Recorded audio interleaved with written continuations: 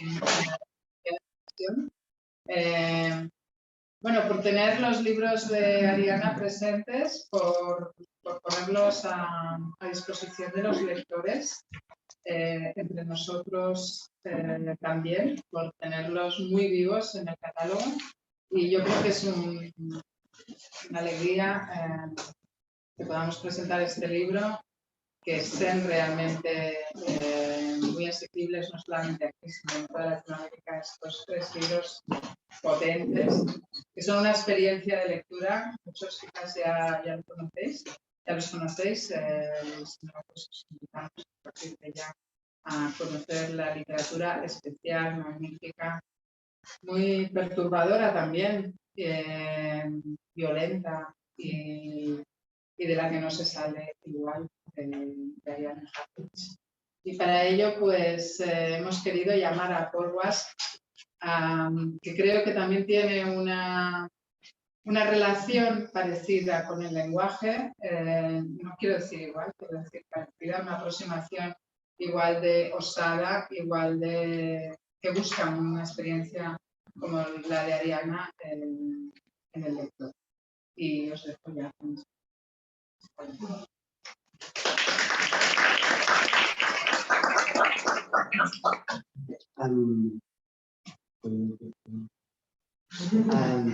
Bé, bon vespre a tothom.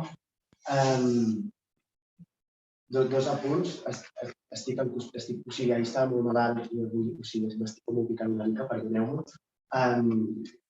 Tinc molts apunts aquí al telèfon, vull dir que no estic mirant el WhatsApp, dues coses. I ya está. No, y a partir de ahora hablaré en castellano para que Ariana me entienda y para poder conversar con ella, que es el sentido del encuentro de hoy. Intentaré hablar muy poco, porque o sea, la visita de Ariana es bastante importante y creo que ya tiene un montón de cosas a elegir, hemos estado conversando. Estoy contento de que bueno, Silvia y Ana me llaméis para hacer esta presentación, porque creo que es muy bonito, y lo hablábamos con Ariana, esta idea de celebrar la reedición de las primeras novelas de Ariana, que para mí significa como 3 cosas, como 3 postulados, ¿no? Decían que para mí, ¿no? Leer las 3 novelas seguidas a lo mejor se pierde algo de la interrupción, ¿no? Y de la potencia del lenguaje, ¿no? Al final, a mí me costaba también como de separar algunos de los personajes, ¿no? Porque ahí hay como una intensidad conjunta que al final también bueno, se mezcla, pero después ya decíamos que el lector podrá llevar esto, ¿no? Podrá parar cuando quiera, ¿no? Y leerlas por separado. Pero yo creo, para empezar, que es un statement, es un postulado poético que muestra una narrativa y un statement dentro de la narrativa contemporánea, un postulado poético de una narrativa que yo entiendo como una narrativa de fragmento, que hablaremos sobre esto. Después creo que es un postulado estético, que se muestra una narrativa del derrape y de la artesanía, sobre todo en la última novela de todas, que es precoz, lo que es tan breve, tan destilada, tan aguda, tan incisiva y tan precisa, ¿no? Pero a la vez tan derrapada. Y antes también hablábamos sobre la diferencia entre la intensidad y la aceleración, ¿no? De la escritura, y en qué sentido en tu narrativa estos son dos cosas diferentes. Y finalmente yo también creo que es un postulado político, ¿no? Un postulado político, la trilogía de la pasión es narrativa del deseo y de cómo las historias particulares que están absolutamente desvinculadas de un espacio y de un tiempo son profundamente políticas, ¿no? Y esto es una cuestión que también quiero preguntarte sobre ello, ¿no? Sobre si la desterritorialización y la destemporalización genera universalidad o va a lo concreto y tan particular que en esta particularidad se abre un universo profundamente único y a la vez que aspira o apela a lo universal sin querer ser universal, ¿no? Finalmente decir que creo que es una apuesta por tu parte, pero también por parte de la editorial, que creo que está haciendo este trabajo maravilloso con autoras como con Cristina Morales recuperando su obra, pero también con Mariana Enríquez, y hace poco leía Bajar es lo peor de María Enríquez, que es su primera novela, que ella también hace una nota, como haces tú. Y una cosa que hemos comentado y que me parece muy bonita es recuperar obras de hace muchos años sin tocar nada, ¿no? Como, y esto lo explica María Enríquez en su prólogo, ¿no? No tocar nada porque cada obra tiene un sentido profundo en su momento y en su tiempo, y cuando después se reeditan, estas obras están diciendo lo mismo y a la vez están diciendo cosas totalmente diferentes, ¿no? Lo dejo aquí como si quieres empezar tomando uno de estos hilos. Sí, y tendrá una forma caótica segura. Bueno, bueno, el tiempo hace que me vuelva un cliché, ¿no? Fatalista, pesimista, nihilista, pro suicidio y todo eso, así que yo pensé que no iba a haber absolutamente nadie, pero estaba feliz de igual irnos a tomar una cerveza, así que no puedo creer. Conozco, estuve en el estreno, no el estreno, la apertura de Lata Peinada, y está lleno de amigos acá, y es más que un sueño cumplido estar en Anagrama.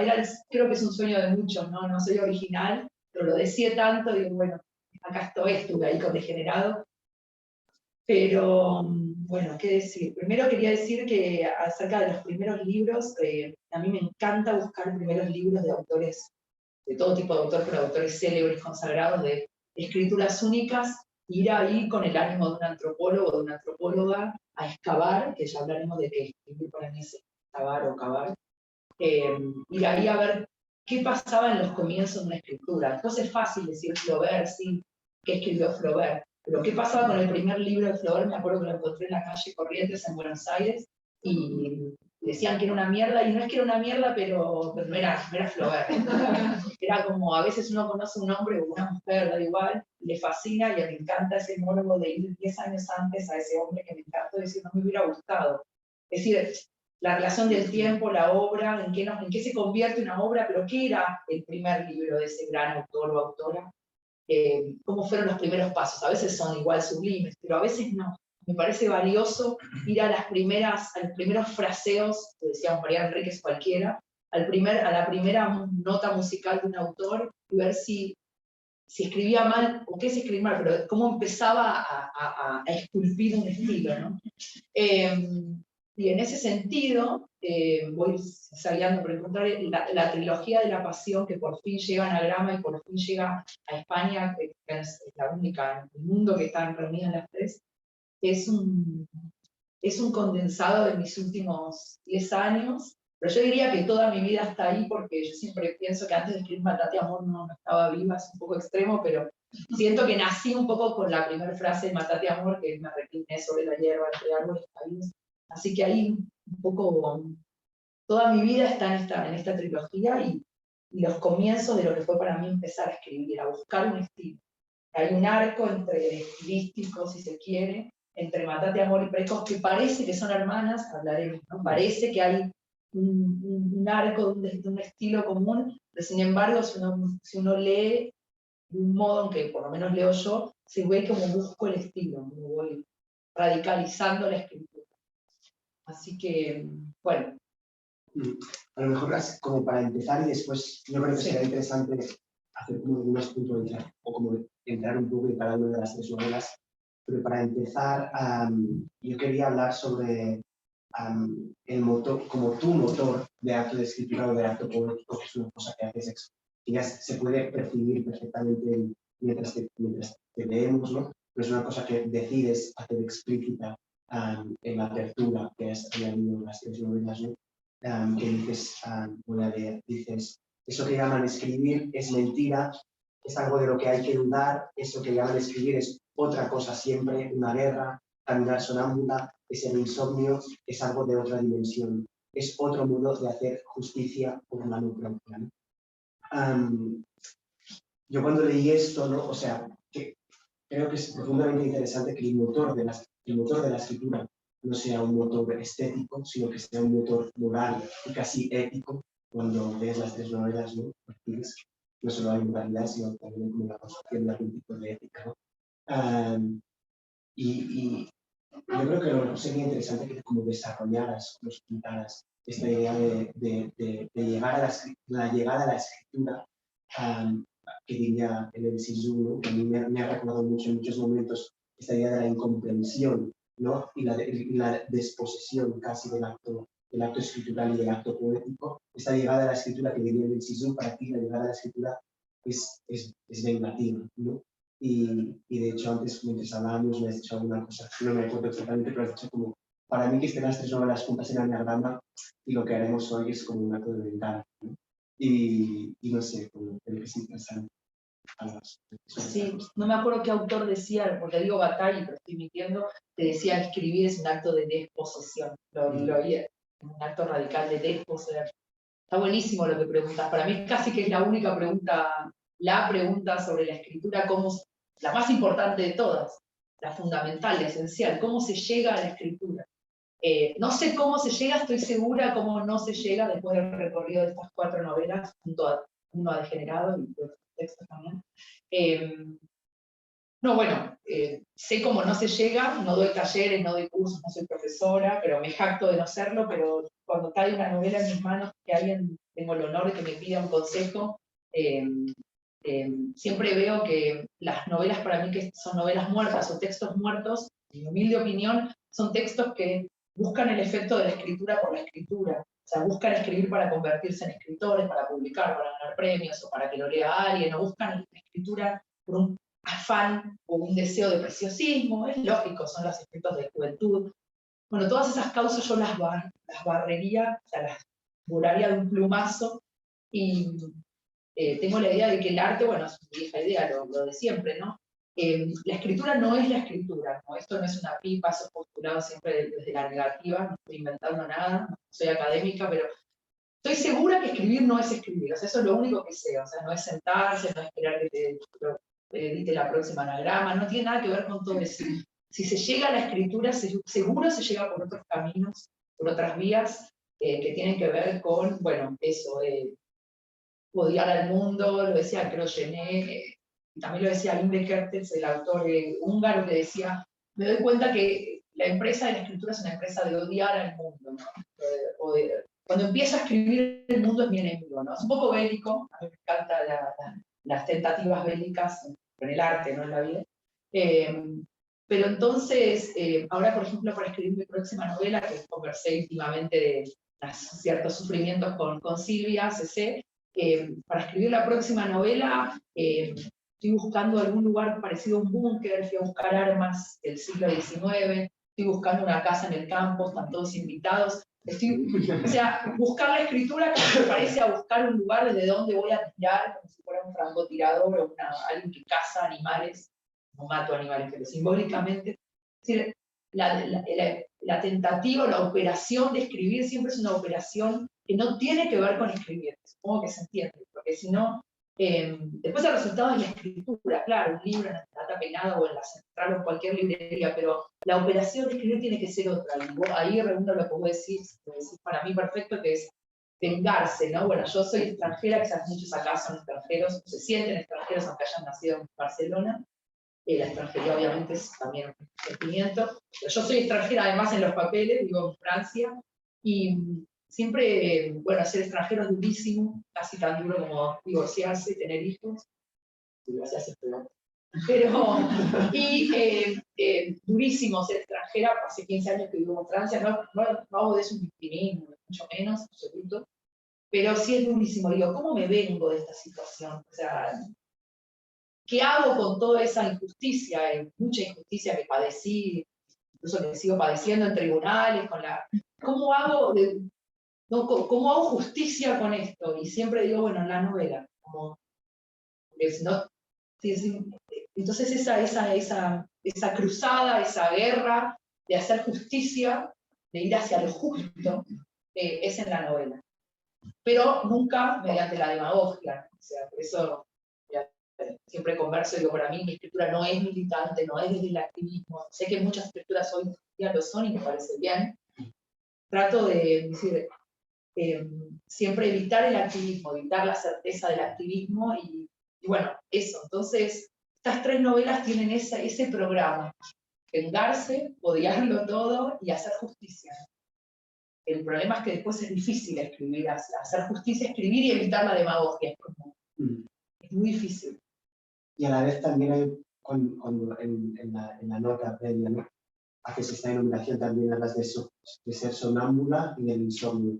Esto, no sé si es el mismo autor, pero otro autor que habla de las exposiciones, Blanchot, Luis Blanchot. Era ese. Y es el mismo autor también que habla sobre, él dice alguna cosa, medio de memoria, ¿no?, pero dice alguna cosa como que hay dos formas de entender la noche, ¿no? La noche puede ser el paso a otro día, ¿no? O sea, esa la frontisa, no sé cómo decirlo en castellano, como el paso. El umbral. Sí, el umbral, ¿no? Como un umbral, o sea, como el paso físico de un día a otro día, ¿no? De estar vivo a seguir, y ya está. Pero después hay alguna forma, también se puede entender la noche como el insomnio, perdón, como hacer la noche presente, ¿no? Y él dice alguna cosa como que la escritura es insomnio, en tanto que la escritura hace la noche presente. Y esto me hace pensar en lo que tú dices, porque dices, no hay ningún tipo o ninguna voluntad o ninguna finalidad última de activismo en mi escritura, y eso se nota profundamente, pero sí como de hacer presente alguna cosa oculta, ya sea la venganza, ya sea como una historia íntima que se vuelve común, pero esta idea como de hacer algo presente a través de la textualidad, ¿no?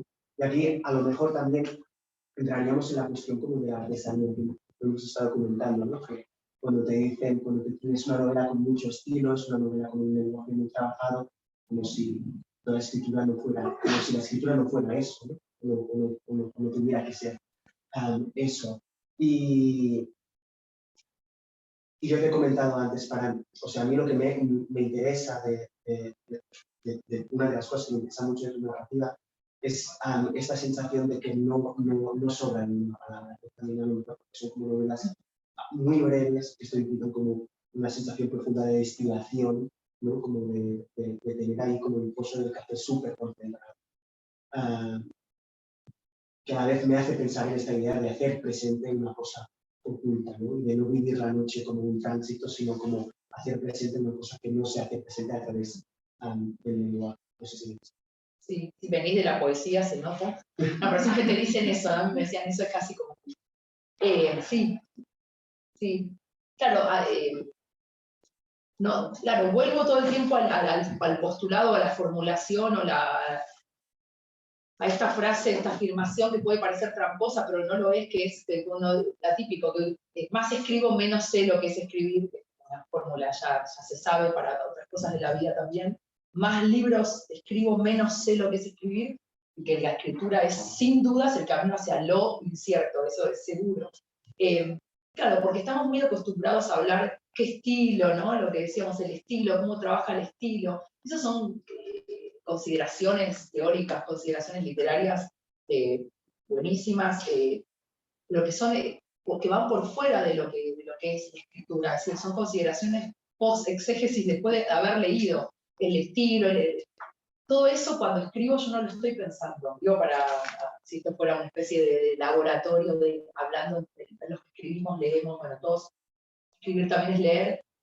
Cuando yo escribo, hablando de mí, de estas novelas, nunca estoy pensando en romper la forma, en eso que después se dice que es la escritura, romper la vanguardia, cómo hago para romper el fraseo, para generar como contradicciones semánticas, para inventar una música, todo eso sería destinado al fracaso absoluto.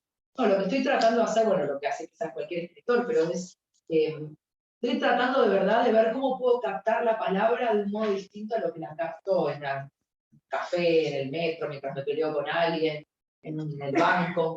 ¿Cómo puedo entender la palabra de un modo distinto? O sea, eso es lo que me doy cuenta que estoy haciendo. ¿Cómo puedo hacer para escuchar el español o el porteño? O también pienso en francés cuando escribo y eso me sirve mucho. ¿Cómo hago para escuchar las palabras de otros modos? Supongo que los músicos hacen lo mismo. Ahora me doy cuenta, creo que también se lo ¿Cómo hago? O sea, las palabras las tenemos todos, o sea, es obvio, altillo, no sé, fracaso, desamor, no sé, umbral, ¿qué importa? palabras más elevadas, más coloquiales, palabras más sucias, del realismo sucio, palabras de la poesía, aunque no, del lirismo, pero todo eso no importa. Digo, ¿cómo hago con las palabras que tengo para, cómo trueco, qué hago con las palabras para que adquieran otra música? Eso para mí es todo el trabajo, pero ese trabajo no puede ser solamente intelectual, eso es por lo menos lo que yo. Ese trabajo hay que encontrarlo. La novela la tengo que encontrar. Eso sí, yo hablé con Silvia, yo sé más o menos de lo que quisiera escribir, pero sé que no lo voy a encontrar nunca ni en el aeropuerto, ni acá en un barcito, lo que te decía, ni en un hotel. Tengo que ir a buscar la novela. Bueno, estas 3 novelas las fui a buscar. Me acuerdo perfecto, vivía en el campo de Francia y dando vueltas, como una especie de sonámbula, por eso decía sonámbula. Una traductora me decía, yo hago lo mismo, digo, bueno, traducción y escritura. Son hermanas, porque la traductora hace eso, busca. Yo me acuerdo de la novela, era un fantasma. Después cuando me fui de esa aldea, muchos me confesaron que pensaron que yo era verdaderamente un fantasma, porque iba por la noche caminando en pijama, y que estaba buscando la novela, pero yo también mismo, yo mismo me miro a mí mismo con desconfianza, o sea, yo sé que no soy border, sé que no estuve internada como las grandes autoras, Tecito, Fitzgerald. No estuve internada en neuropsiquiátrico, ni mucho menos, pero sí que parece. O sea, hay algo, pero no porque quiera ser excéntrica, la escritura en todo caso me lleva a eso, pero bueno, al excéntrico en el comportamiento como de rapa, ¿no? Comportamiento no convencional. Bueno, mi conclusión es, las novelas yo las busco, y esa búsqueda es lo más difícil que escribir. ¿Dónde puedo encontrar a la débil mental? Seguro no en un shopping, ¿no? ¿Dónde encuentro la escritura de precoz? Yo hablo de mí porque es la presentación de mi libro, porque sería válido para tú. No, me da como culpa de narcisismo. No, digo, ¿cómo encuentro precoz? Digo, porque no es porque uno tiende a leer mal en esta época, no ustedes, pero algunas personas dicen, es una madre transgresora, desvariada, el incesto, los epítetos como la... Hoy leemos con los condicionamientos de la... Bueno, siempre se leyó con condicionamientos, pero de las prerrogativas políticas. Entonces queremos la liberación, yo también quiero la liberación, pero no puedo escribir desde ahí. ¿Cómo encuentro precoz? ¿Cómo encuentro a esta madre y a este hijo? Me los tuve que buscar. En mi caso los encontré, por ejemplo, una noche en una taberna, en un barcito de alcohólicos, en este campo que les digo francés, pero podía haber sido ese bar de alcohólicos u otro, o en medio de los viñedos, o con alguien que me contaron la madre de un amigo que me contó que fue en medio de la noche y se tiró a la Loire, y obviamente se suicidó. Y me lo contó eso y fui a la Loire y encontré un fragmento de la novela. La novela es siempre ir a buscar la novela, y eso hago con las palabras. Y el trabajo, es que ahora también estaba escuchando y también estaba viendo que está como que hiciste. Sí, que hablamos del espectro. Escuchando bastante desde el conflicto. Porque cuando yo leí Mátate Amor, yo pensé en este cuento de Clarice Lispector que se titula Amor, que trata de una mujer, de una madre de familia que está tranquilamente con su marido, sus hijos, ¿no? Y hay una descripción maravillosa del momento cuando están todos. Y todo va bien, ¿no? Como todo funciona en esta familia, y ya sale a hacer va a comprar en el mercado de París. Coge un autobús, se equivoca de parada y baja en otra parada que no es la suya y entra como en un bosque que es el jardín botánico de Río, no sé, de Sao Paulo y de alguna ciudad. No sé qué. La cuestión es que entra en este bosque, o sea, en este jardín botánico, y ella lo vive como la entrada o sea, ese momento como epifánico de Clarice Lispector, que también está en La Pasión sobre PH y otros como libros de Lispector. Y después ella vuelve, tiene como esta revelación que no sabes exactamente qué es, y vuelve a su casa y se sienta otra vez con su familia, y alguna cosa ha cambiado, pero el lector no sabe qué ha cambiado porque ahí se termina. Y cuando yo leí la trilogía, especialmente Mátate Amor, pero las 3, yo pensé que lo que tú muestras de alguna forma es lo que pasa después de la revelación, ¿no? Es decir, este personaje, esta madre que ha estado con su familia, ¿no?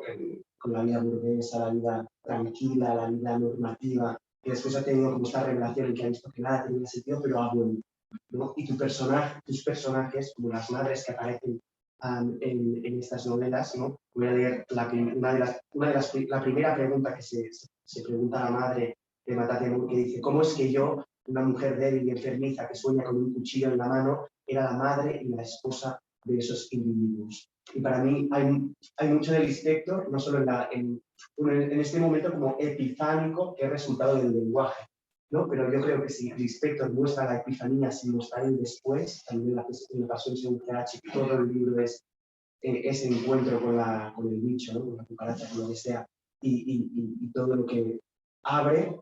Yo creo que tú muestras de alguna forma lo que viene después, ¿no? Que es el ser extranjera.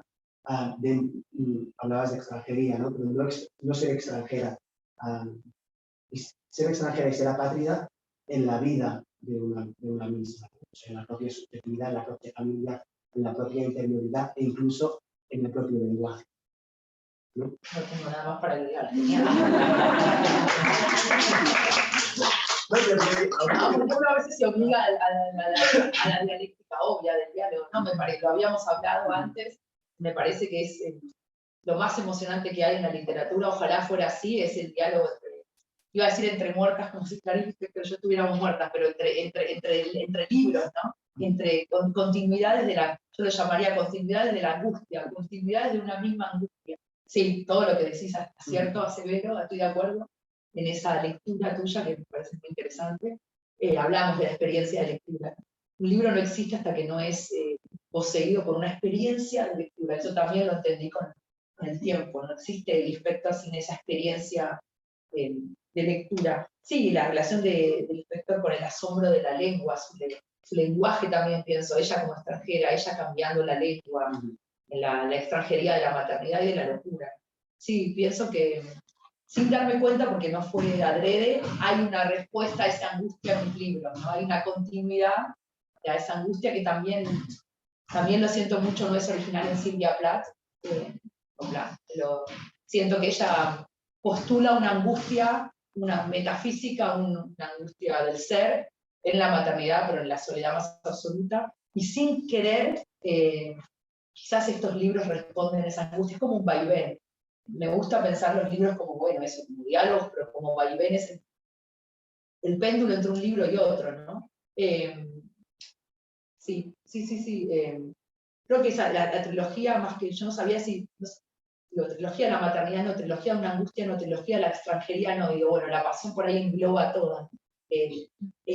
La pasión por la angustia, pero ya la pasión une todo, ¿no? Sí. Sí, o sea, me comentabas que la pasión a lo mejor remitía a la cuestión como religiosa, ¿no? Tenía miedo yo. Sí, que tenías miedo que pasara esto y en ningún momento lo pensaba, la verdad. Porque sí que es verdad que el deseo también es otra de las cuestiones como que está en toda la escritura, ¿no? No solo en el placer del texto y en el placer por el texto, es evidente, sino el deseo como una forma peligrosa, ¿no? O sea, yo diría que no es que el sueño de la razón cree monstruos, sino que el sueño del deseo, de alguna forma, en todos los personajes de las tres novelas produce esta sensación de monstruosidad, ¿no? O de no normatividad. Y el deseo a la vez mezclado o unido a la idea del exceso. En un momento la madre creo que es de Mata Temur, dice, tengo demasiada leche, y lo que quiere ella es descargar las tetas con su bebé, ¿no? Y a la vez también desea que el bebé sea ajeno a ella. O sea que como el exceso y el deseo se combinan todo el rato en una alienación absoluta, que es esta condición como de apatía o de deslenguada o de extranjería, ¿no?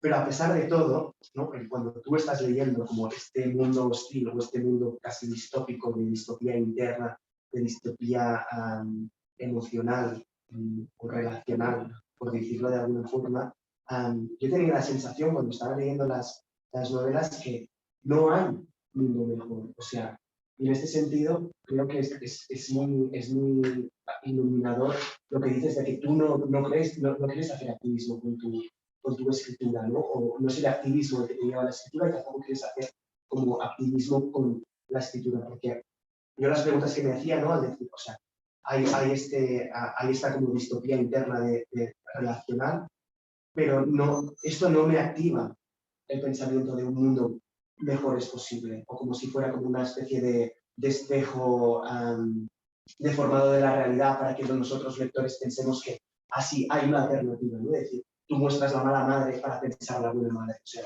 yo creo que tú no tienes ninguna intención de pensar la buena madre, ¿no? Claro, eso otro malentendido de la época, cada época atrae, ¿no? a pareja, o cada época arrastra con un fardo su malentendido. Bueno, es que yo digo que en los años 80 o en el siglo XVIII no existía. Bueno, nos toca convivir con este malentendido en el 2022.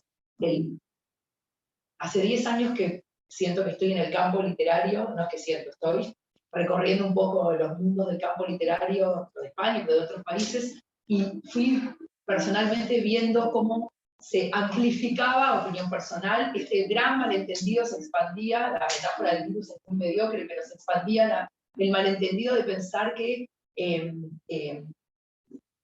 la escritura es para enseñar algo, y se pierde lo más importante de la escritura, que me parece que es el peligro, ¿no? Porque a mí lo que me pasa cuando escribo es que todos me decían, pero ¿qué va a pasar si tu hijo ve eso? ¿Qué van a decirte si leen eso? Y yo pensaba, no sé, me van a matar, me van a echar, me van a encarcelar, me daba miedo, entonces me refugiaba en la lengua en español porque no me podían leer en francés. Entonces, hasta que no salió la traducción en francés, 7 años después, yo estaba tranquilísima.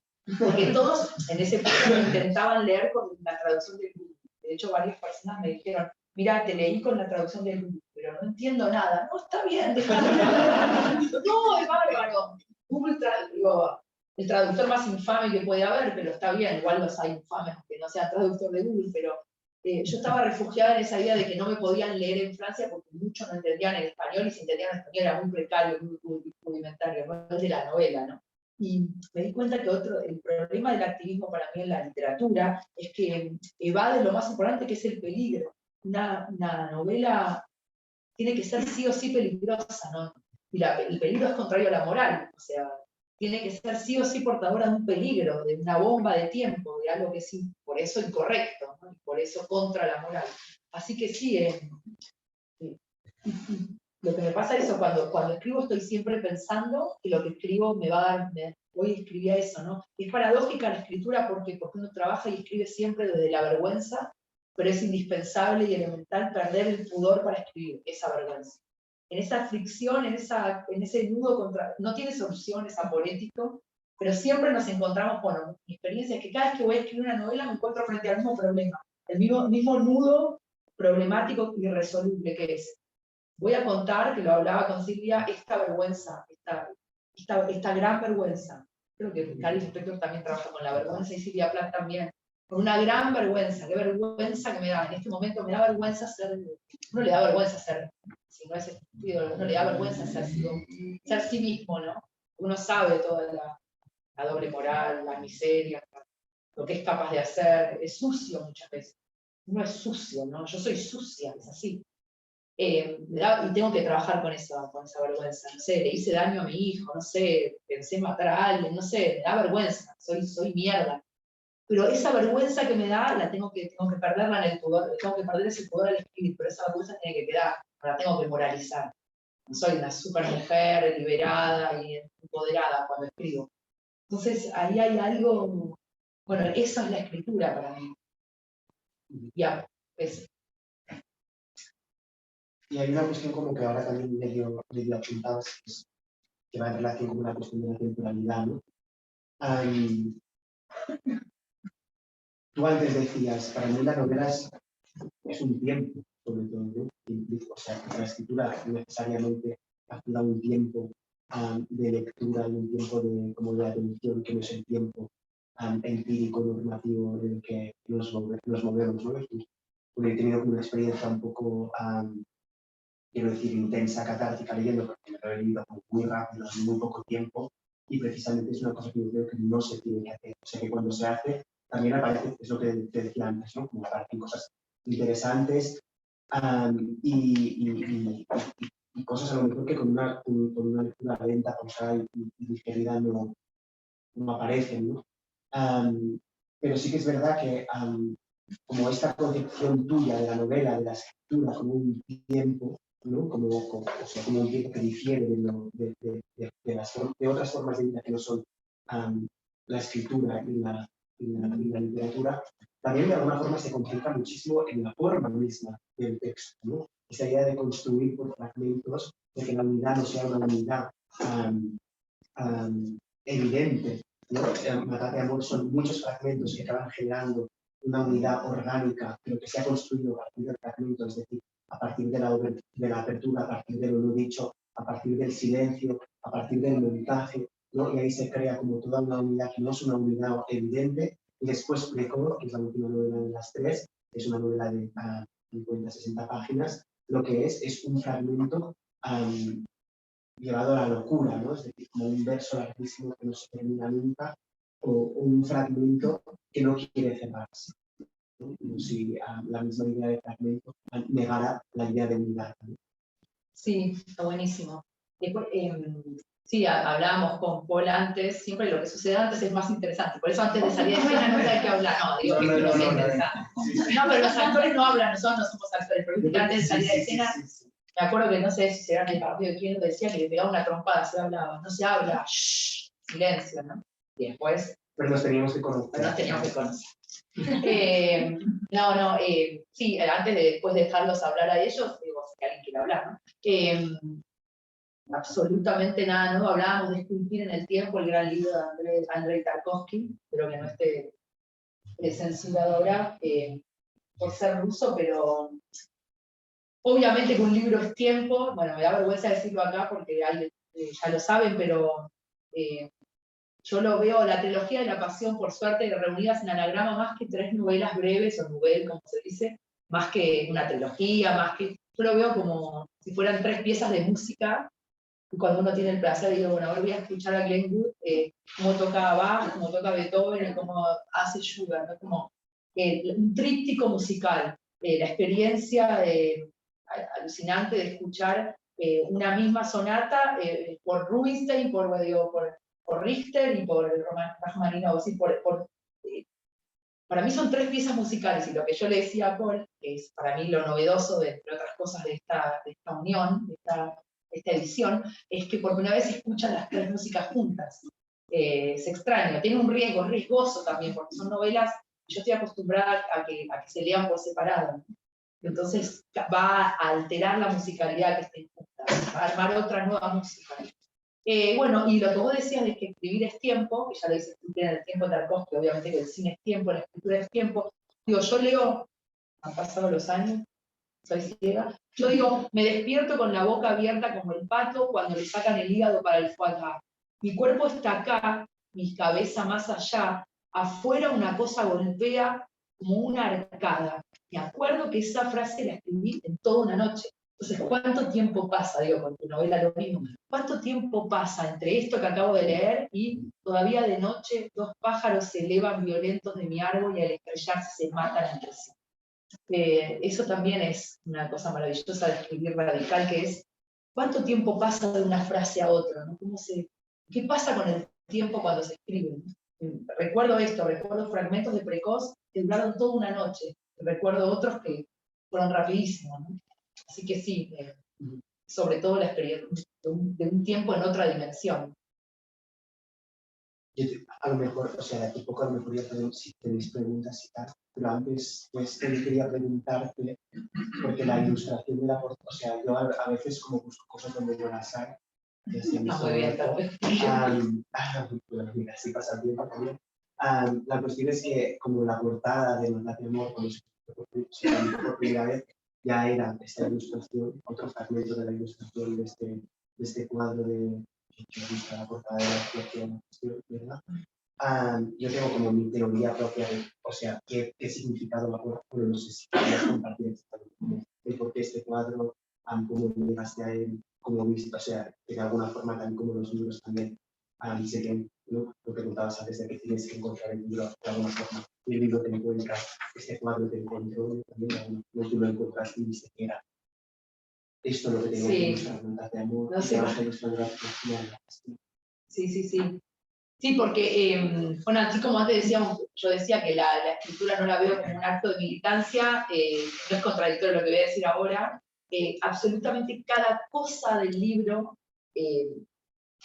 es una decisión política del autor, por supuesto, de los editores, traductores, correctores, y el editor está maestro de orquesta o el director, pero el autor, yo no entiendo, bueno, no entiendo cuando un autor me dice, no, pusieron un título que no tiene nada que ver, o pusieron a alguien bailando tango porque soy argentino, pero bueno, como bueno, como que me pongan acá una parrilla con choripanes, no, no entiendo, yo no entiendo, no porque sea bestseller ni sea alguien que vende millones de libros que se lo pueda permitir, pero yo jamás dejaría que algo malverse al libro, que lo traicione, no sé, entonces digo, todo es decisión del editor, pero del autor también, el título, cada cosa, ¿no? Y en ese sentido, para mí, el título es importantísimo, también llegar al título, es una marca, es un signo, es un postulado, y el cuadro también. Y este cuadro que estuvo ya conté la anécdota de Lengua de Trapo, en la edición de Lengua de Trapo de hace 10 años exactamente, 10 años atrás, fue la primera vez que alguien me dijo escritora y yo no lo podía creer. Porque subí al ascensor de Lengua de Trapo en Madrid y alguien me dijo, ¿venís a la presentación de la escritora Ariana Harvey? Yo dije, sí, era otra. Yo voy a la escritora, qué sé yo. Y ahí me presentó Gabriela Wiener, bueno, y me acuerdo, hace 10 años, 2012, en Madrid. Y esta portada del cuadro de Andrew Wade, no sé si lo pronunció bien, norteamericano, yo no sabía que era una mujer discapacitada, o como que tenía un problema de discapacidad, de deformidad en el cuerpo, que estaba por eso tan arrastrada hacia un hogar un poco, sí, como gótico, ¿no? Vampiresco, gótico, tenebroso, bueno, lo que es un hogar. Y bueno, cuando vi ese cuadro, vi la novela, ¿no? O sea, es que escuché Glenn Wood y vi la novela, vi ese cuadro y vi la novela. Supongo que todo el tiempo escribir es ver, ¿no? Hay algo que es el tum tum, o sea, también lo ves todo, ¿no? Eso lo dicen siempre los escritores y creo que no, pero hay algo que resume toda la novela, y para mí este cuadro lo resumía todo. Por suerte se pudo recuperar esa imagen y arrastrarla y traerla hacia la trilogía, porque creo que le hace justicia. Y bueno, eso se nota que es una mujer que mira su casa como algo que nunca va lo que va a ser, una mujer por fuera del hogar, bueno, obviamente extranjera otra vez. Sí. Y me acuerdo que mi primera vez en la vida que vi un editor, que hablé con un editor, que no fue hace tanto, fue hace 10 años en Madrid, el editor de Lengua de Trapo me dijo, bueno, porque ¿qué querés transmitir con esta novela? Yo dije, no, la verdad que transmitir nada, no sé, acá pero ¿cómo? Acá queremos transmitir un mundo más justo, solidario, izquierda, sí, eso le dije yo, izquierda, yo quería que me diste, estaba desesperada, pero ha hecho un largo recorrido en la testimonio de cosas. Y también decían que era intraducible, que era muy difícil de traducir y que le estorbaba mucho a los traductores. Varias traductoras empezaron a traducir, maravillosas traductoras de diferentes lenguas, eslavas, bueno, diferentes lenguas, y frenaban y me decían, no creo que la traducción no va a andar, porque es complicado, el fraseo está como trasvestido. Yo decía, bueno, no, si es complicado, dejá. Y después el inglés, que casualidad abrió las puertas a que no sea tan complicado traducir. Pero bueno.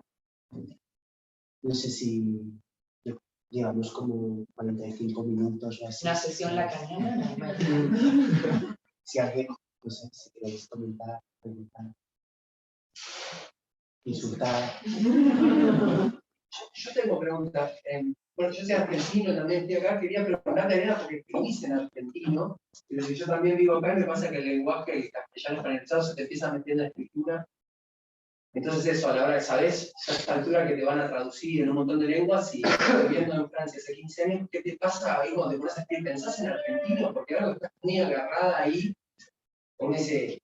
Yo me río de chistes que creo que son los argentinos, en la traducción que yo tengo las 3 de Mar Dulce por separadas, digo, porque solo un argentino puede entender algunos chistes, que son como de choripán, algunas cosas. La traducción. ¿Cómo lo pensás? No, las ediciones. No, por separadas. Sí. Pero digo, eso sí, te seguís pensando qué vínculo tenés siendo extranjera con la lengua argentina, ¿no? Sí, está bueno. Eso. Te escucho, ya estoy en calle corriente. Te escucho. Soy platense. Pero no, pero yo de porteña no, pero sí. Sí. ¿Qué te pasa ahí en la escena de escritura, quiero decir? Porque... Está buenísima la pregunta, porque una y otra vez la pienso, por eso escribí Desertar, o sea, una y otra vez la pienso y una y otra vez no encuentro la puerta de la respuesta correcta, ¿no? Ahí veo muchas puertas de tentativas de respuestas posibles y voy abriendo una y una y 10 años después todavía no lo entiendo. Lo que sé, siempre lo digo, pero bueno, no nos conocemos todos tanto, lo único que sé, la certeza que tengo es que me recliné sobre la hierba entre árboles caídos y el sol que calienta la palma de mi mano me dio la impresión de llevar un cuchillo con el que iba a desangrarme un corte ágil en la yugular, ya es una frase de traducción. Yo lo sé porque yo, porteño, no digo me recliné. O sea, me acosté, me tiré. No porque haya que hablar en coloquial, pero espontáneamente no entra en el abanico, en el diccionario, en la jerga que manejamos, me recliné. Viene de la traducción, de las traducciones de España, no sé, porque también eso, ¿no? Uno siempre dice la influencia del francés, la influencia de las traducciones del español, sobre todo. Yo no conozco a Dostoyevsky sino gracias a las traducciones del español. Después no habrá traducciones rioplatenses, pero después. Entonces, creo que mi cabeza, como la de todos acá, es un cóctel, pero mi cabeza de escritor es un cóctel de las traducciones del español de España, el francés del campo y el porteño atrasado de 2007. Yo me fui hace 15 años. Esa, uno, por decir algo, porque hay mucho más, vos tenés el catalán, pero hay mucho más que el catalán. O está tu madre en el campo, no sé. Pero básicamente diría que mi cabeza, la monstruosidad de la cabeza de cada uno se arma con la paleta de diferentes colores lingüísticos, pero para detectar tres yo diría el porteño, el español de Argentina, de mi adolescencia o de hace 20 años, el francés del campo, que nada que ver con el de París, y la lectura de traducciones. Los franceses traducidos del español, al español, cuando no leía francés. Y entonces ya es una literatura que se arma desde la concepción de la traducción. Cuando estaba en Argentina me faltaba eso, y por eso creo que todo lo que escribí, no sé si solo por eso, era malo, como hablábamos de lo que... ¿Cómo hago con eso? Lo dejo filtrarse, lo dejo, no lo freno, no lo censuro, no lo trato de gobernar, de controlar. Cuanto más natural, pero sin forzarlo, cuanto más verdaderamente penetra el francés y español, para mí mejor para escribir. Pero tampoco hago la de copy, no hago una especie de experimentación radical de escribir. No, trato de que no se vea tanto los hilos, pero después, cuando uno lee o veo las puestas de teatro, veo que está lleno de anomalías lingüísticas, me encantan, me vuelvo loca. Me encanta. A las anomalías en la traducción también, los errores de traducción, mal limpiados, mal... Eso, ¿no? Uno aprende a valorar los lapsus en la lengua, los errores, los derrapes, las malas traducciones. Recién él nos acordaba cómo decir una palabra en español, me encanta. En esos agujeros, en esa lengua rota, opera mi escritura. No sé qué escritora hubiera sido si me hubiera quedado en Argentina. Yo pienso que no hubiera escrito. Claro, te he escuchado en una entrevista que tu lengua apareció ahí. Sí, ¿no? apareció allá. Ni siquiera en París, porque parece que una novela sobre una inmigrante argentina, un escritor me dijo, es interesante, pero todavía no encontraste una lengua, un lenguaje tuyo propio. Explico. Yo me quería morir cuando me dijo eso, le agradecí porque lo bendecí porque me dijo la verdad. Pagué el café y me quería morir. Porque le tenía que hacer caso, porque me dijo, y otro me dijo, no, sí, está bien, poco le vas a romper el corazón a alguien con esta novela. Y me quise morir, porque yo le quería romper el corazón a alguien. Que alguien no pueda dormir porque lea una novela, o que llore, que se divorcie, no sé qué le pase a alguien.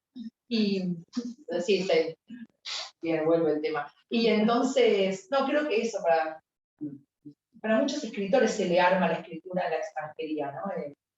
Bueno, yo pertenezco a como esa tradición. Te hago una pregunta. Escritora argentina. Somos todos argentinos, Sí, acá, ¿qué pasa? argentina, también escritora, pero nada, no te llego ni ahí, te admiro profundamente. ¿Qué hago?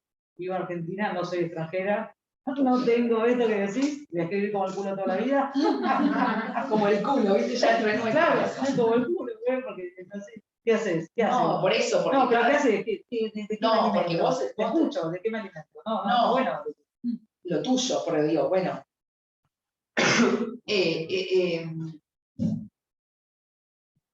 Lo que yo decía del francotirador, de saber tirar. Sí, para mí, sí. Cada uno tiene que encontrar, bueno, es lo que se dice, su guerra, no sé cómo decirlo, encontrar su lenguaje. El mío fue vía esto, ¿no? Vía esta especie de dolor de desconcierto en la lengua, de la lengua trastocada, este problema con el habla, pero vos tenés que encontrar el tuyo, claro, pero puede ser cualquier otra cosa. No, me encantó lo que decís. Y si no está, no está. Por eso digo, pero entonces hay que buscar. Bueno, Porque yo recién en el avión, que venía para acá, leí era muy breve, ¿no? Leí la novela de un amigo que le publicaron, muy inteligente, me daba cuenta que tenía cierto talento, pero después cuando bajé el avión le dije, está muy bien, tenés talento, escribí una novela ahora. Me dice, pero ya la escribí, no, escribí una novela ahora. Porque a mí también me pasó, yo también he escrito muchas novelas antes. sí. No sé cómo, Sí, uno sí. sabe cuándo es el disparo, el buen disparo, ¿no? O sea, hay que saber matar, disparamos al aire todo, pero cuándo es, bueno, ajustarla. Y eso hay que buscarlo, ¿no? Yo lo busqué en Argentina años, desesperadamente, hice obras de teatro, documentales, películas, escribí. Buenísimo.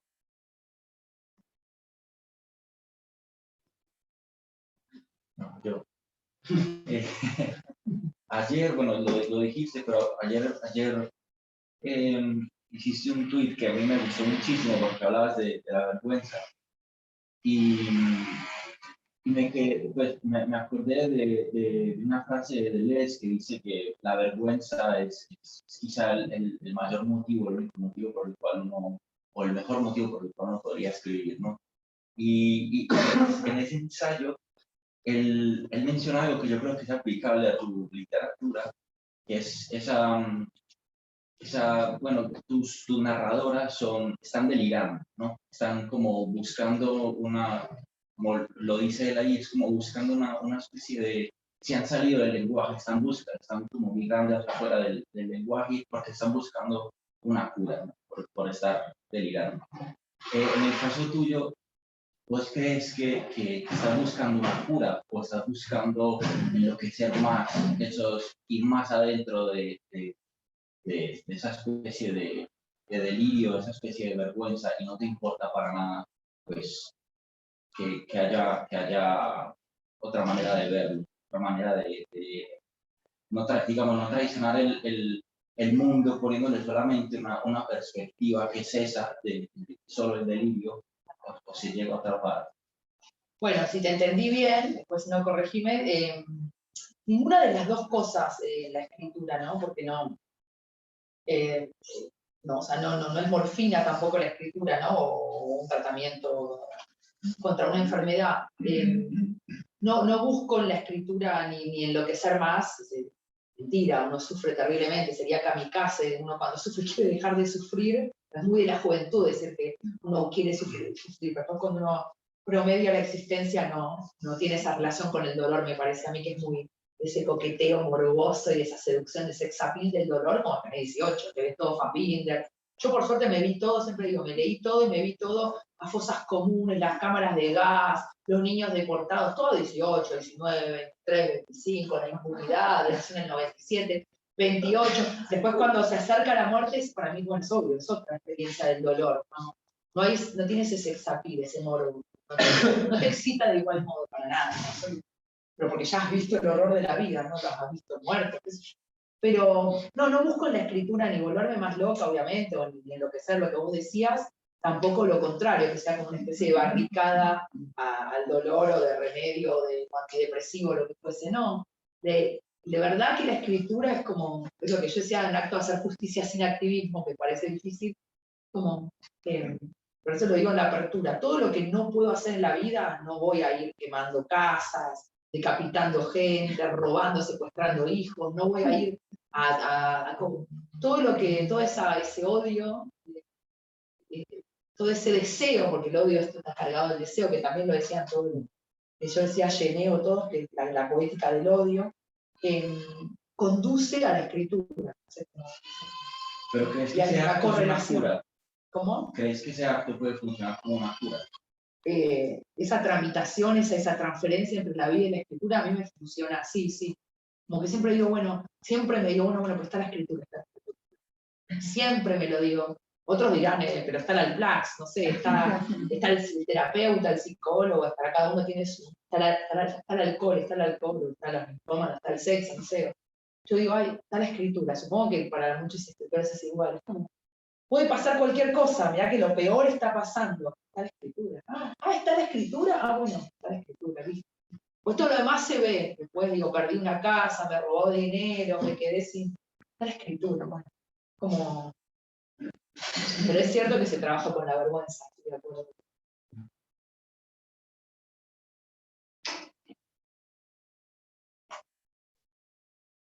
¿Cómo encuentras, Ariana, un equilibrio entre este trabajo con la vergüenza y una posibilidad narcisista de mostrar también esa vergüenza? Quiero decir, yo creo que tienes muchísima razón y me interesa mucho.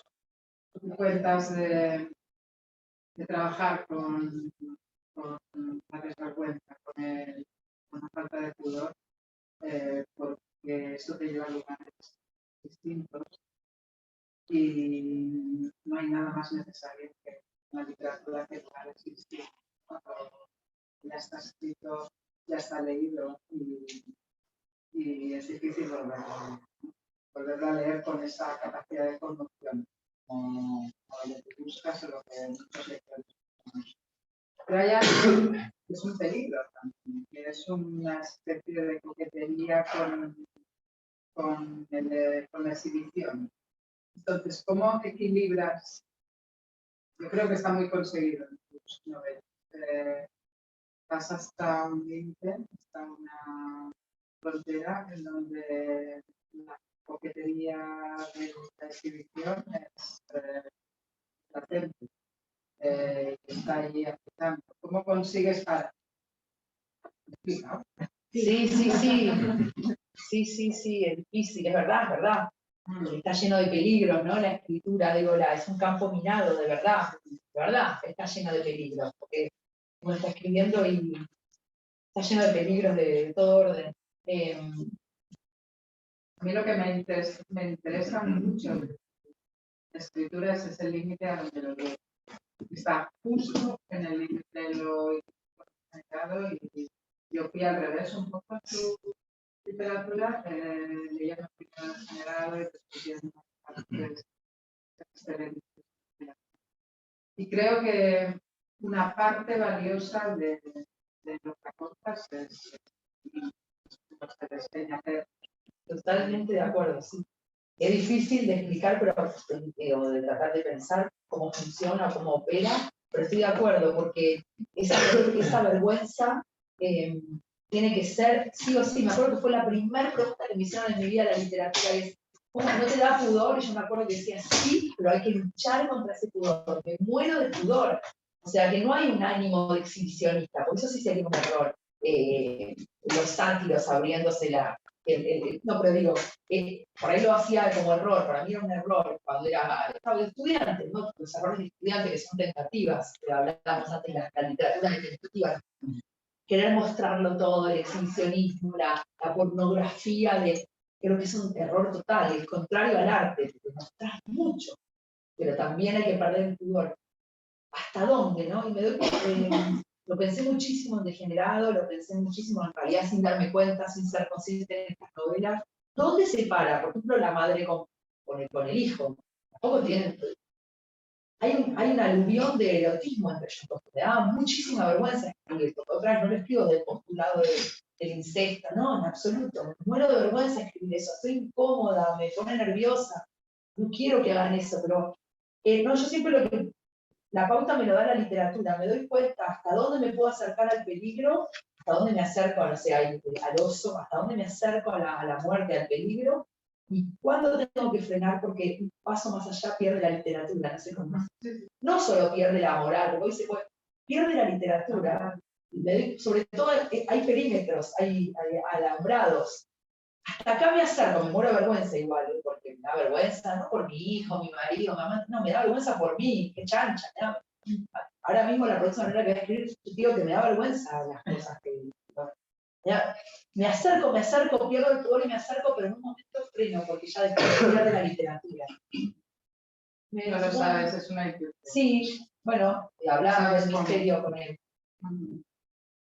sabemos que hay que preservar el misterio, sabemos que la ética del que escribe es respetar que el que lee va a completar la frase. La ética es que el que lee o el que mira la película, lo de siempre, pero ahora se perdió de vista, que dejala sirve a completar la frase, no lo digas todo. Como que me acerco al punto máximo cuando ya empieza a ser pornográfico, que lo complete el lector, que el lector diga que hay entre madre e hijo, entre cosas, hay una relación de incesto. Yo no lo complete el morbo del lector, yo no lo... Por eso en las escenas de sexo, como se dice, nunca hay sexo en mis libros. Hay mucho sexo, me dicen, no hay sexo. Hay mucho sexo, ¿dónde ves sexo? Ay, la verdad, clítoris está una vez, ok, pero está puesta, me agito el clítoris en las nubes, eso es expresión, eso no es. No abre las piernas. Hay sexo, pero no hay sexo. Cuando hay sexo habla de monasterio, no sé, lo puedo leer. Me gusta escribir el sexo, no sexo. Lo mismo, el erotismo entre madre e hijo, no la penetro, o sea, no hay, digo, el límite es el misterio, tratar de que siempre el lector trate de completar. Lo mismo con la lengua, es una lengua de la elipsis, no lo hablamos, pero tiene que ver con el tipo, es una lengua de la incompletitud, de la elipsis, que me encanta, es decir, no te pongo todo, completalo, ¿no? Ese ejercicio de la incompletitud. Así que sí, supongo que es intuitivo, pero también es ético.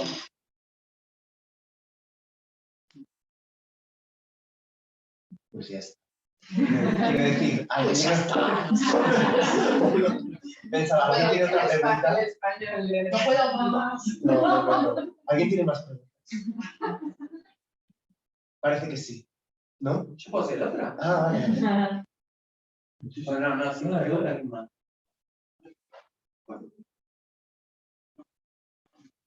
Yo tengo una pregunta. El otro día estaba hablando con una amiga que trabajó en California, en el mundo de la tecnología. Entonces, se rodeó de gente que tenía mucho dinero y era muy joven. Yo le comenté que estoy seguro que cuando se van a acostar en la noche y se acuestan, son muy infelices. Y ella me dijo, no, yo estoy segura que toda esta gente, que no solo tiene mucho dinero, sino que además medita y además consume droga, es muy feliz. Y me dijo que esta noción que yo tenía de justicia, que yo decía, por último, en la noche, son profundamente infelices, me decía que era algo muy ingenuo, y era algo muy latinoamericano. Y particularmente Ingenuo, coma, latinoamericano. Esa conversación me causó mucho shock, porque un poco me mostró otro mundo, el mundo podía ser un poco distinto, ¿no? Del que yo creía. Tú hablabas de la literatura como venganza. Justo ahora, cuando compré la novela, estaba posteando la primera, y la narradora tiene una relación con su suegra, muy interesante cómo escribe a la suegra, ¿no? ¿Has pensado en escribir novelas de, diríamos, la felicidad mínima, cotidiana de una suegra de provincia o de un millonario que verdaderamente es feliz? Es decir, como el enemigo, es decir, la posibilidad de una felicidad simple, aunque sea de alguien en California viviendo de la nada, del Bitcoin, o de una suegra que de verdad extraña a su marido, aunque haya sido un macho de la armada.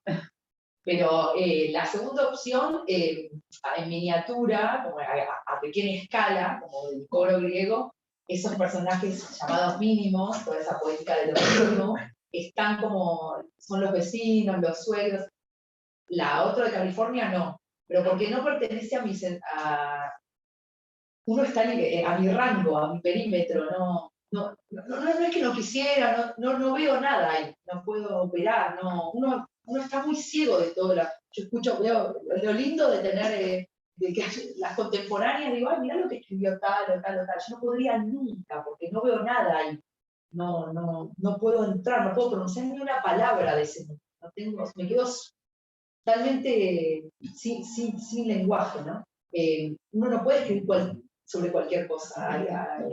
Hay un rango de operación de un lenguaje que aparece. No sé, cualquier pintor pinta con amarillo, ¿no? La elección del amarillo es lo mismo para un pintor. Entonces, pero los personajes mínimos sí. La suegra, el suegro, la vecina, estoy un ucraniano, está ahí porque está en muchos de Europa del Este, donde en este perímetro campestre esas vidas, esas pequeñas vidas llamadas insignificantes, que el capitalismo llama insignificantes, o que desprecia, porque la postura del capitalismo es que hay vidas que cuentan y vidas que son desechables e insignificantes. Esa especie de desprecio, de violencia de las pequeñas vidas está, pero siempre como a pequeña escala, ¿no? Son micronovelas, novelas. De verdad que de la suegra podría salir una novela, del suegro podría, en el ataúd podría salir todo. Sí.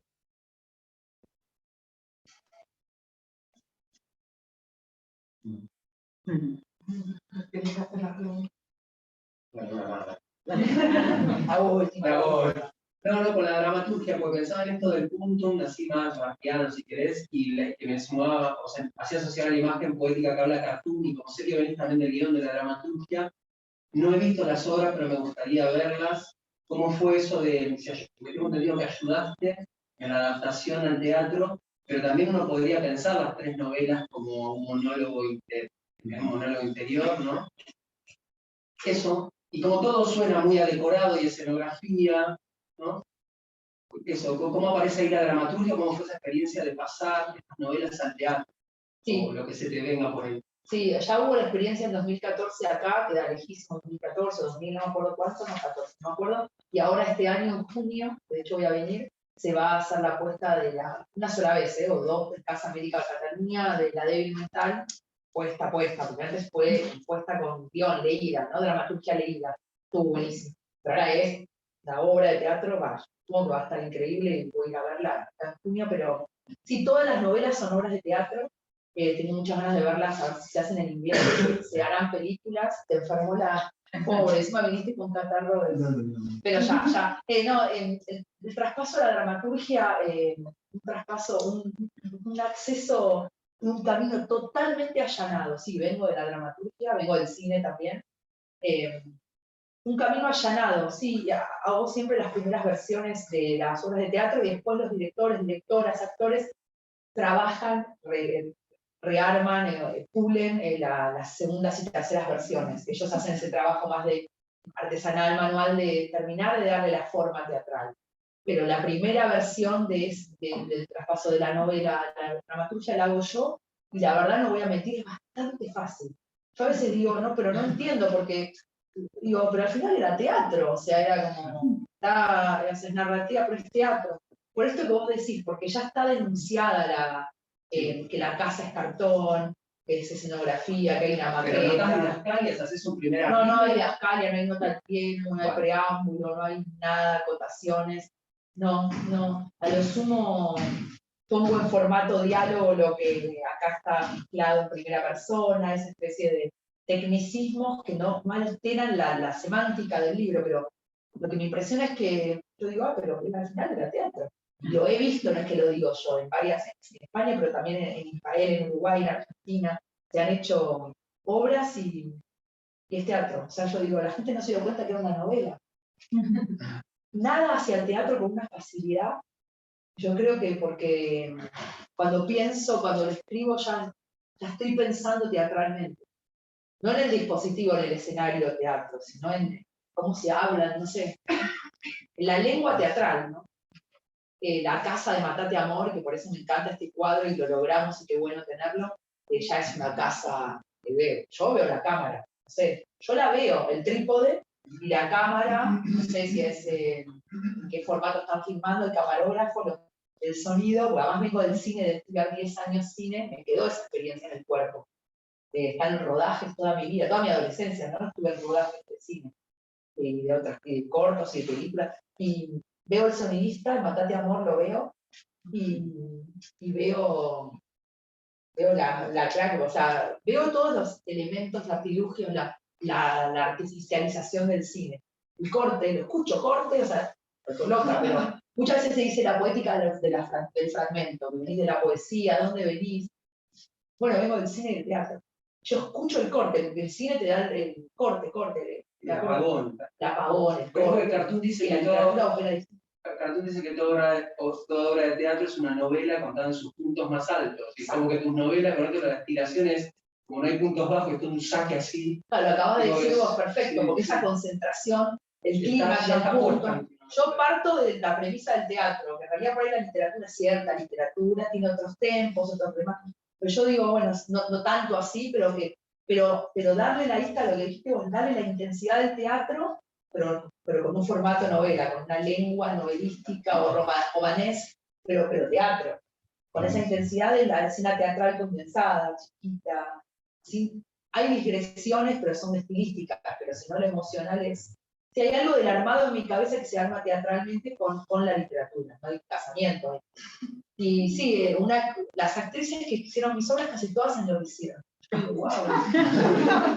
Pero no como chiste, como uno dice, bueno, por ejemplo, bueno, no quiero, obviamente no voy a dar nombres ni nada, pero me decían, es terrible hacer tus obras, porque justamente a diferencia del teatro, no tenemos corte. Una actriz que está haciendo una escena muy terrible, muy dramática, la muerte de su madre, lo que fuese, un hijo ahogado, bueno, ¿sabes cómo la salva el corte?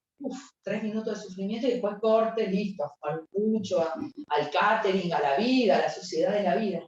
¿Qué haces en una hora y 30 de teatro? No tenés salvación. En la escritura misma, yo cuando no puedo más paro. Matate Amor fue escrita en 9 meses, como hablábamos. Cada noche un capítulo. Pero tenía el amparo, el refugio de yo si quiero paro, prendo la tele. En el teatro te lanzás y hasta la muerte.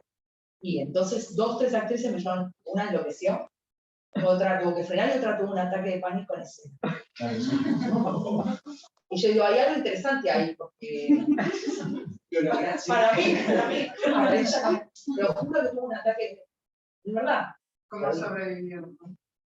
No, porque es que yo pensaba, o sea, esto de que, porque yo pienso, son profundamente teatrales y profundamente antiteatrales, porque yo creo que el flujo de consciencia, y Woolf aparece en varios momentos, aquí es como llevador, el flujo de consciencia es grito callado, ¿no? En toda la novela, entonces claro, yo pienso. Para mí esto es profundamente antiteatral, ¿no? Es profundamente interno, ¿no? Pues si se han hecho obras de teatro, pues supongo que es teatral. Es cierto lo que decís, pues está la forma y la antiforma, porque es cierto, más omnisciencia no puede haber. Son soliloquios, pero omniscientes. Es antiteatral. Sí. ¿Cómo y es una actualización, una contemporaneización, yo creo, como de la apuesta del jefe de consciencia, ¿no? Que llevada como a un extremo delirante, ¿no? O sea, que no me estará. No, y lo que el ataque en pánico no era como chistes. No. Y estoy de acuerdo totalmente, por eso siempre pensar lo uno y lo contrario, ¿no? Porque si no es pensar, estoy de acuerdo con vos en que también es antiteatral, a pesar de que todo lo que dijimos es cierto, que es profundamente teatral. Hay algo de lo artificial, de que yo veo la cámara, el dispositivo, que es muy teatral, y ellas son teatrales, la David Mental, bueno, hay muchas cosas de la David Mental, va a venir otra acá, ganó el premio, bueno, pero también es antiteatral, es cierto, hay algo de literario omnisciente, intraducible, sí, las dos cosas a la vez, ¿no? Bueno, la verdad es que estaríamos como horas aquí hablando de eso. Yo creo que la publicación de la trilogía creo que encarna una paradoja bastante bonita, que es que, y hoy creo que lo hemos podido ver, que por un lado, una literatura que se quiere y se desea autónoma, con un proyecto estético súper fundamentado, con una apuesta, ¿no? Narrativa, poética, estética y política muy fuerte. Por lo tanto, la creación de un lenguaje y un universo súper autónomo, que yo creo que la trata de esto, a la vez, con la publicación de la trilogía, encarna una cosa que tú no has dicho, pero antes sí que me has dicho a mí, ¿no? Que son 10 años de tu vida, ¿no? O sea, que tú ves esto y antes me decías y lo encuentro súper bonito, ¿no? Y es gente que ya no está, o sea, no porque son personajes en la novela, sino porque son personas que estaban en un momento que las escribías, personas que con quien hablaste, con quien te inspiraste, con quien, no sé, te ayudaron lo que fuera, ¿no? Entonces, como creo que, bueno, no sé, que hoy ha sido bonito celebrar este equilibrio, ¿no? Entre como una propuesta estética tan potente y tan maravillosa que podemos acceder ahora con tanta facilidad en la trilogía gracias a la rama, pero a la vez también como un trozo de vida, ¿no? Creo que también es bonito celebrar. Y ya está, muchísimas gracias a todos.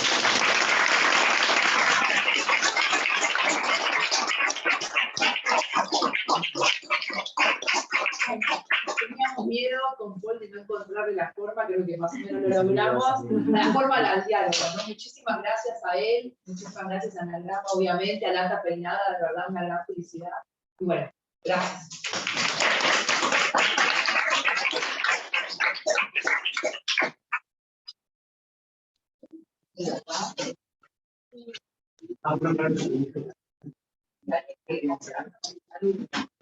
Sí. Como para guardar.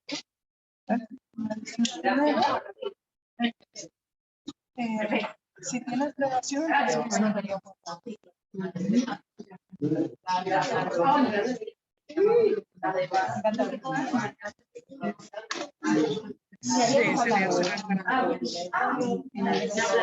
eso guarda ya. Sí, estamos grabando, sí. Sí, el video se suele guardar.